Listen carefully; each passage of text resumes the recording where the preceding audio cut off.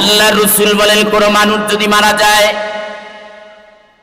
ওই মানুষটাকে কবরে রাখার পরে কোন মুমিন যখন মারা যাবে, ওই মুমিন বান্দাটাকে যখন কবরে রাখা হয়, সব মানুষ মাটি চাপা দিয়ে চলে আসে। ওই মানুষটার কাছে আর কেউ থাকে না। এমনকি ওই মানুষটার কাছে তার স্ত্রীও যেতে চায় না, ওই মানুষটার কাছে তার সন্তানও যেতে চায় না। যেই সন্তান বাবা ছাড়া খাবার খাইতে চায় নাই, যেই সন্তান বাবা ছাড়া ঘুমাতে চায় নাই, যেই সন্তানটা বাবার জন্য পাগল পারা ছিল, ওই বাবার ইন্তেকালের পরে ওই বাবাকে ওই সন্তান মাটির নিচে চাপা দিয়ে জনমের মতন চলে আসে।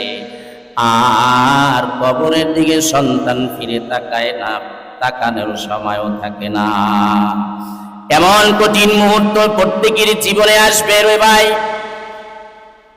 ওই কবরে একটা মানুষ যাওয়ার পরে সবাই যখন মাটি চাপা দিয়ে জনমের মতন চলে আসবে, ওই সময় যদি বান্দাটা মুমিন হয়, রাসূল বলেন একজন যুবক কবরের ভিতরে গিয়া দাঁড়ায়া যাবে।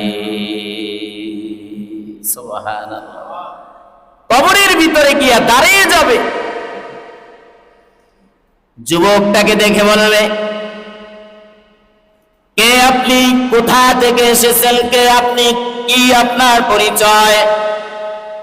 আল্লাহর রাসূল বলেন, ওই যুবকটা জবাব দিবে, দুনিয়াতে তুমি যে কোরআন তেলাওয়াত করেছিলে, ওই কোরআন তেলাওয়াতই হলাম আমি। আল্লাহ আমাকে যুবক বানিয়ে তোমাকে পাহারা দেওয়ার জন্য পাঠাইছে। তাহলে সওয়াব আকৃতি দেওয়ার ক্ষমতা আল্লাহর আছে না নাই?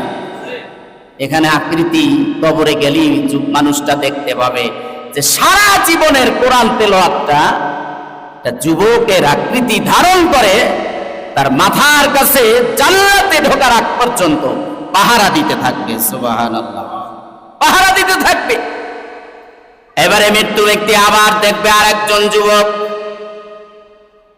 কি সুন্দর চেহারা, সুন্দর চেহারাওয়ালা একজন যুবক, সেও দাঁড়ায় আছে।